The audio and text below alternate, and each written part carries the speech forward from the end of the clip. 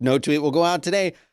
Oh, well, but it's about that time, It's about time to get started. So let's do it. What is it? February 5th, huh? All right, let's go. Good morning, everybody. It is Friday, February 5th, 2021. Wait a minute. It's not the morning, is it? No, it's not the morning. This morning I had parent-teacher conferences to go to. So what? So it's important. You got to do stuff for your kids when it's time. So I went into the school. Well, I'll tell you that in a second. Let's start the show first. I'm Dan Benjamin. You can follow me anywhere that you like, at Dan Benjamin. That includes places like Twitter or Instagram or YouTube or really anywhere. That's the place to go. And that's where you'll find me. And of course, right here on YouTube, you're going to want to like and subscribe and see how there's that little bell. You hit the little bell and you'll get a notification when I start the show. And that's wonderful because you will be up to date with the latest and greatest news and analysis and bizarre opinions that I have to offer you. So do that. And of course, a lot of people watch on Periscope. I can see the numbers. The numbers are right there. And most of you are on Periscope at first. And that's because Periscope announces it on Twitter and it scrolls by and they're like, oh, what's that? And they click it and then they watch for a minute and they realize I'm saying go over to YouTube, and then they go over to YouTube, and that's what happens. And I also want to say thanks to everybody who's supporting me on Patreon. It makes a big, big, big difference to me, even if you only donate $1. And I have my can here today. Here's my can. This thing costs about $1. And I guarantee you that almost every single one of you over the course of a month buy something about like this. And what I'm saying is I give you 30 to 60 minutes, 5 days a week, every day of the week. Well, not weekends. And that's not worth this much to you? Well, shame on you.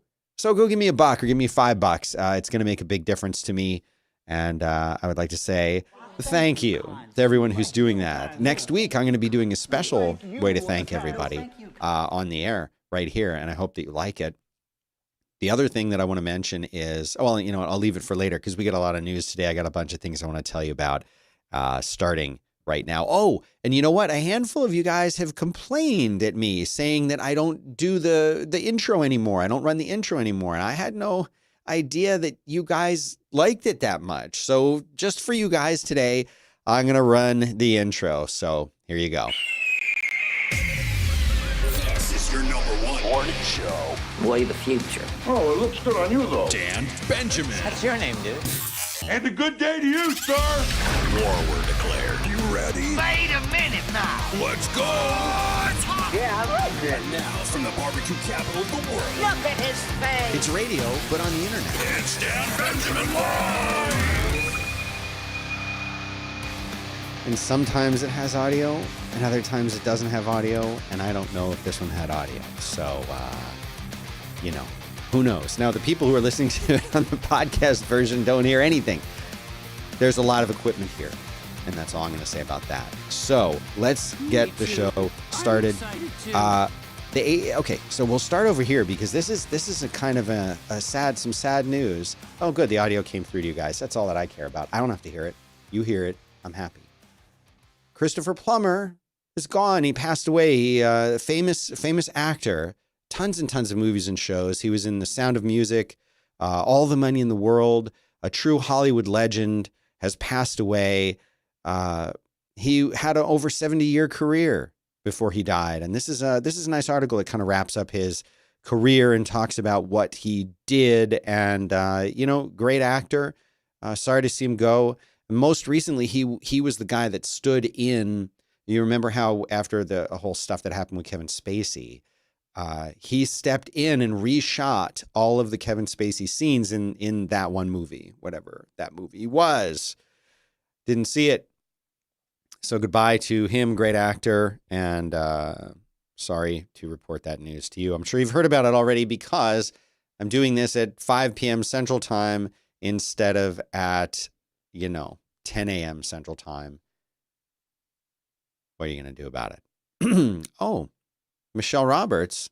Is that so? Michelle Roberts is saying that COVID vaccine is extremely safe, according to a UK regulator.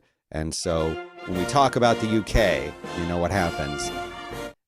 Basically, COVID vaccines being given to millions of people in the UK are extremely safe with mild expected side effects, says the country's drug regulator. 22,820 suspected reactions were reported. Almost all were mild, such as a sore arm or a flu-like illness. New research is showing that the AstraZeneca shot, and I refuse to call it a jab. I'm not calling it a jab because I'm not from the UK, and calling it a jab just sounds wrong to me. But they say that it protects against the new, what they're calling the Kent variant of COVID, which is the more contagious version that is now the dominant version. Because remember what I told you about good viruses, and that's the kind that spread faster. That's a good, successful virus. That's what's going on over there in the UK, and they think it's here right now. And they're trying to update the shots so that it will be a better match. So what does that mean for people who are getting their shots, just like Dave Test? That's a great last name, if that's your real last name. Dave Test in the chat room, who says that you're getting your second dose on Wednesday. What if they're wrong? What if they're not covering against some of these? Do you wind up going back in time and getting another shot? Do you have to get a third? Can you get a third? But of course, they're going to tell you that the side effects are mild because, of course, they want you to get the shot. And I think they generally are mild. But every time I talk to somebody about this, even people who aren't conspiracy theorists, they say to me, you know what, Dan, I still don't trust it. I don't trust it. Well, I don't know what to tell you. But, you know, here's what they say. Severe allergic reactions to the Pfizer vaccine can happen, but they're very rare. It says between 1 and 2 cases per 100,000 doses administered. Now, here's the bummer is if you're one of those people, it kind of sucks to be you. And then you don't want to be told the odds, as Han Solo likes to say. Did you know that oh, you know what? I was supposed to do my intro for this segment. I forgot to do it. Excuse me! I'm in need of medical attention! Okay, the Levi Stadium is going to serve as a vaccination site. Have you heard about this? This is the 49ers stadium. And on Friday, they announced that it will be a COVID-19 vaccination site. So this County of Santa Clara Health System, it will be showing up there, all of their staff. They'll open early next week. They're going to be able to handle 5,000 vaccinations a day, but they're planning to increase this capacity to 15,000 once they get more supplies. So you're going to be able to go there to a stadium that won't be in use, obviously, because football season is over. Of course, we got the big game. And there's a little note about the big game. I'll get to that in a second. But the big game, a.k.a. the Super Bowl, happening this Sunday. And crap, I forgot to put in my order for barbecue. That sucks. Now I don't know what to do. It's been a busy day. Okay. Bygones. The reason that they call it the big game is because the word Super Bowl is like copyrighted and you need to pay money if you talk about it. So if you see these commercials on TV that say, oh, you're going to love the big game, that's because they can't say Super Bowl without paying extra. Isn't that crazy? And yes, we have a little taste. But that's all you get. Any more than that, and they'll come after me. So our next story, good news, 49,000 jobs were added in January. But there's also a grim sign for the jobs recovery. You can say, wait a minute. Why have we lost steam, according to this article in CNN Business? Because 49,000 jobs were added. Well, the nation is still down nearly 10 million jobs since before the pandemic. Friday's January jobs report, that's today, also showed the unemployment rate fell to 6.3%. That's beating economists' expectations. It's the first decrease in 2 months. The return of some jobs and a lower employment rate are good news, right? This is what we want to hear. But the U.S. labor market needs great news, not just good news. It needs great news. And here's a quote from somebody named Gregory Dacko. What's your name, dude? It may look good, but it ain't. Chief U.S. economist at Oxford Economics. He said that the numbers look good, but they need so much more. They need so much more. And here's a little chart. That chart kind of says it all, doesn't it? That sucks. So yeah, good news, but not great news. We need great news. I have another article in it here in The Guardian, in case you want to get your news from The Guardian. That'll be in the show notes at danbenjamin.live. Go there to get all of these links. And yes, You asked for a newsletter. I'm giving you a newsletter, and I don't know anything more about it yet because I haven't thought about it beyond the fact that I've decided to do it. Funny how. Robinhood has lifted all trading restrictions, including GameStop and AMC shares. We'll get a little bit of applause for that. Thank you very much. Trading platform removing the limits of shares individuals can purchase. Users are why. Users got super angry and they said, this isn't cool. And Robinhood said, okay. And that happened as of today. So you can now go and buy shares in all of the stocks that you couldn't buy earlier in the week until today, actually. And if you're one of those people that follows Wall Street Bets subreddit, now you can go and do whatever they tell you to do. And I was just talking to somebody earlier today who told me that they were in big on the GameStop news. And, I didn't get in on that because I was too busy doing this show for you. Oh, and I would love to show you this Newsweek article, but look at that. Newsweek won't let me because of pop-up. Apparently, I've looked at too many Newsweek articles to tell you about anything from Newsweek today. So, Apple car production, shares of Japanese car companies rise and reports of talks. Now, wait a minute. I thought the deal was with Hyundai, but now maybe there's some other Japanese car manufacturers in the mix here. Apparently, Apple has talked to at least 6 car makers. Do I have what I'm hoping I have down here? Dang it. Who comes in here and I think someone comes in here and changes this whole soundboard. Someone is coming in here and changing it when I'm not here. Well, the Wall Street Journal is reporting Hyundai has talked to Apple about investing more than $3 billion in a deal that would see its subsidiary Kia begin building cars under the tech company's brand as soon as 2024. Under such an agreement, up to 100,000 vehicles could be assembled in the first year in Georgia, where Kia has a factory. But now maybe these Japanese manufacturers are coming in. And why not? It would make sense. So who are they talking to? They're talking to Nissan, Mitsubishi, and they're saying maybe they're going to be mixed in there. Who would you like to see make an Apple car? A CNBC report claimed that the first version of the car will, quote, not be designed to have a driver. Okay. As we noted at the time back then, and as I've told you about, the 2024 timescale for a fully autonomous car would be very ambitious. But could it happen? Could Apple pull it off? Would Apple be kind of amazing if they could do that? Yeah, I think so. Some scary news for people who are Mac users and use Chrome. Security flaw has been actively exploited. It is time to update your version of Chrome if you use Chrome. It says you want to update it immediately. There's a really good article here on 9to5Mac where they're explaining it. Basically, there is something called a heap buffer overflow in their version, and Google heard about it, and as quickly as they could, they released a patch for it. But too late. A lot of people are already apparently been using this, but this was basically a targeted state-sponsored attack. It's a zero-day exploit that they have revealed. Now other people are going to start using it. So here's what you do. You go to the Chrome menu, you go to About Google Chrome, and then there's an option under there where you can update it. And you know what I recommend? Flip the little toggle that says Get Automatic Updates. You kind of want to have that on. So Dave Test says it's his real name. And he says all variants still rely on the same spike protein, which is what the vaccine targets. So he's comfortable with his vaccine. So thanks very much to him for that. Snoopy, you hear about the Snoopy show? Yeah, look at this. This is a little new TV series, came out of nowhere. It's right on the Apple homepage, Apple TV homepage. So if you go there, you can learn about this. It has little Snoopy characters that run around and promote the show launch. It's very cute. But it says, starring the world's most famous beagle and his best bud, Woodstock. He is a dog like no other. Whether he's flying high in the sky or searching for treasure at the bottom of the sea, he's always up to something fun. So gather your gang and get ready to follow along with the Snoopy show, only on Apple TV. So I think there's a lot of people who like Snoopy. Kids might like Snoopy.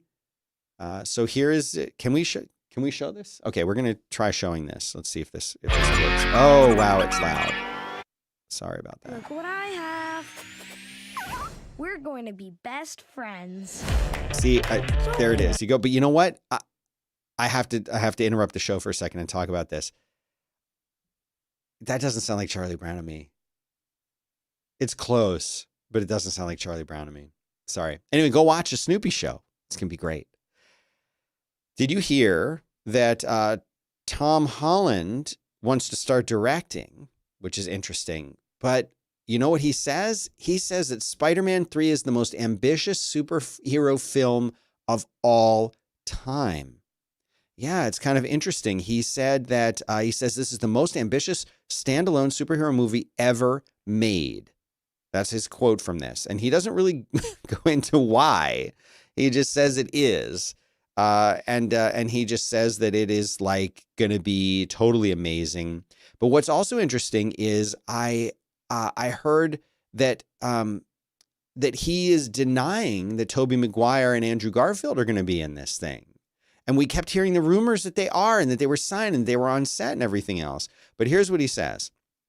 And this is a quote from him. He says, "You sit down, you read the script, and you see what they're trying to do, and they're succeeding. It's really impressive. I've never seen a standalone superhero movie quite like it. And I'm just, again, that lucky little SH, who who happens to be Spider-Man in it. We get a lot more shooting to do. We started before Christmas and shot for 7 weeks. We stopped for the Christmas break, and we're starting again. I'm just as excited as everyone else to see it, let alone be part of it." I love those movies. And I think Tom Holland's a really good Peter Parker. He's a really good Peter Parker. I'm sorry, Tobey Maguire is my Peter Parker, and Spider-Man. And yeah, they've got the third film, but you know what? I am unlike the Godfather trilogy, I embrace the third Tobey Maguire Spider-Man movie. It's so bad that it's kind of good. Did you know? I didn't even know this, but Pete, they thought that there could be life on Venus. But there isn't. No life on Venus at all. Here is a picture of Venus to prove it. No life. See? Nobody. You can't see any cities, nothing. That's not how they know. In September of 2020, astronomers announced the possible detection of phosphine on Venus. That's your name, dude. On our own world, phosphine is mostly produced by life, and the detection of the gas in the atmosphere of Venus could have suggested life. However, there is a study from the University of Washington, also known as the Debbie Downers of universities, because they say that the chemical markers thought to be caused by phosphine may have been the result of just ordinary sulfur, plain old normal sulfur dioxide. You know how boring that is. That's the most boring gas in the world. Everyone knows it. Ask anyone on the street. Instead of phosphine in the clouds of Venus, the data are consistent. Here we go again with scientists. Data are. I just want you guys to bring it home. Just come the rest of the way and say the data is. I know you like to pluralize it in academia and research, but just let's go with is now. It's 2021. The data is consistent with an alternative hypothesis. They were detecting sulfur dioxide. It's the third most common chemical compound in Venus's atmosphere. It's not considered a sign of life. This is Victoria Meadows, a professor of astronomy at the University of Washington. So much for life on Venus. The Weeknd, you heard of him. That's not his real name. He wasn't born with that name. That's just a code name. It's just his stage name, The Weeknd. He has revealed that his Super Bowl... if you have type 2 diabetes. Come on. 84%. I don't want this crap to play. Why does it start playing? Who wants this to play? Somebody sent me a link to an app called Hush. That's supposed to stop that, but it doesn't always work. Anyway, he says that this show will not have special guests. The Blinding Lights singer will take the Super Bowl halftime stage on February 7th. No special guests. Don't get excited. Missy Elliott's not going to pop out. Sting isn't going to come up out of the floor. No, none of that. He says, I've been reading a lot of rumors. I wouldn't bet on it. There wasn't any room to fit in the narrative and in the story I was telling in the performance. So yeah, there's no special guests. So yes, of course. We knew that. No, we didn't. Maine apparently is a UFO hotspot. Did you know that? I did not know that Maine, and here's a picture of, I guess, the comet Neowise going across the Maine sky back in July of 2020. This is another one of those things. It starts out looking like a news story, and it's really just a story. In August 2014, a man walking his dog looked up at the night sky over the city. That's when he saw the mystery. A group of white lights, brighter than stars, traveling faster than satellites, were skimming the tree-lined horizon just behind his apartment building. I'm not going to read any more of that to you, because if you want to hear this kind of thing, you can go read it yourself. Links are at danbenjamin.live. But basically, there are tons and tons and tons of reports in Maine. For some reason, it's like a hotspot. Look at this graph. Once you see the graph, you know this means hotspot. Look, starting in 2006, these are all the reports filed. But this looks like really impressive. It looks like there's tons of reports. This is only 103 reports. Don't be fooled by charts, people. Just because it looks exciting doesn't mean that it is. It's only 103 reports in the whole year of 2012, which was the biggest year that they had. And in 2020, 71 reports. This could be anything. Okay, so I'm just going to say, okay. It's not that big of a deal. Okay, this is a cool link here. I don't know what The Verge is doing with all these animations and pop-ups as I'm trying to get this. Well, listen to this. This is a really cool story. Most of you have probably played or at least heard of Super Mario World, right? Well, Super Mario World, all of the music that was composed for that, because of the limitations of the platform back then, yes, Dave, my UFO show is still in the works. It is called Out There, and I'm lining up guests and finalizing the show art. I had a guy who was working on the show art, and he's super busy, and I haven't heard back from him in a little bit. So I may have to use like temporary show art, but who wants to launch with temporary show art? Not this guy. So I don't know yet what's going to happen. Okay. Yeah. Okay. Anyway, these people went and found the music and this audio that was used for the music to make the music in an uncompressed format. Because what we all heard on Super Mario World is compressed. They went and found like the original sounds, and in some cases have actually been working to restore the original sounds and music. And it's really amazing. So he's called the Brickster, and all of the music is here, and it sounds really different.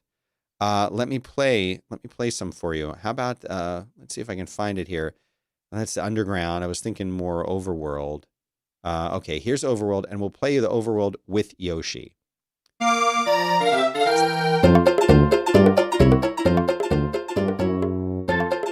Sounds different, but the same, right? Anyway, if you want to hear all of them, link is in the show notes. They sound different and weird. This article was sent in by listener Lee. ACLU is suing on behalf of a man who gave the cop the finger. Can you believe this story? Let me read this to you. The Vermont chapter of the American Civil Liberties Union is suing on behalf of a man who is charged with a crime for giving a state police officer the middle finger. The suit was filed Wednesday on behalf of Gregory Bombard. What's your name, dude? Of St. Albans, saying that Trooper Jay Riggin violated his rights under both the U.S. and Vermont constitutions.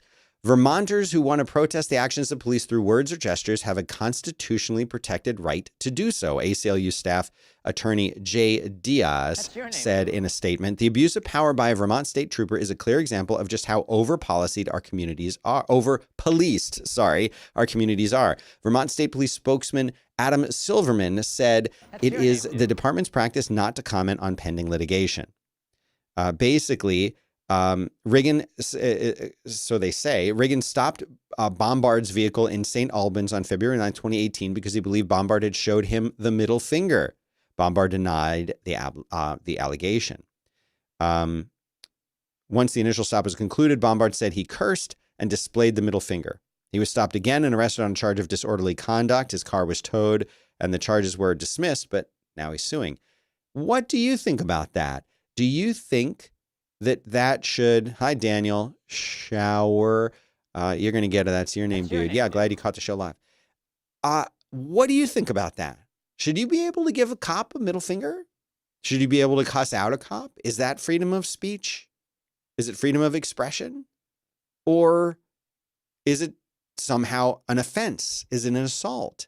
Is it different if you were to do that to a friend or an enemy? compared to a police officer? Do police officers have some kind of special protection against that? If a police officer pulls you over and writes you, let's say you're at fault. Okay, here's the scenario. Let's say you're at fault and you're speeding, and you're pulled over, and they say you were going 10 miles an hour over the speed limit, sir. And you say, okay. And they say, let me see your license and registration. You give it to them, and he gives it back to you. And you look at the police officer and you say, I feel that you are a jerk for giving me this ticket, even though I was breaking the law. Could you go to jail for that? Could you be arrested for that? What if you said the F word, F you, to the police officer? Could you be arrested for that? What if you just gesture and give him the middle finger? These are good questions, and I don't have any answers, but I'm very curious, and I will follow up on this story because this is the kind of thing that I think is kind of crazy. Okay, now in some lighter news, look at this. Look at this. Look at this little guy. Sorry for those of you who are just listening. Shame on you. This is the smallest reptile on Earth. It is a chameleon subspecies. It is the size, they're saying, of a seed. 2 of the lizards were discovered by a German Madagascan expedition team in, where else? Madagascar. It's called a Brookesia nana, or a nano chameleon. It has a body of just 13.5 millimeters. It is the smallest of about 11,500 known species of reptiles, according to the Bavarian State Collection of Zoology in Munich. Its length from top to tail is just 0.86 inches. The female, though, is much bigger, 29 millimeters. They said that they have yet to find any other specimens, but they're looking. But you know what? They can't find them because they're too small. Okay, here's some cool footage. This was sent in by listener Teresa, who this is a drone footage that shows a lone boater pushing ice away from the coast of an island in Finland. Okay, look at this.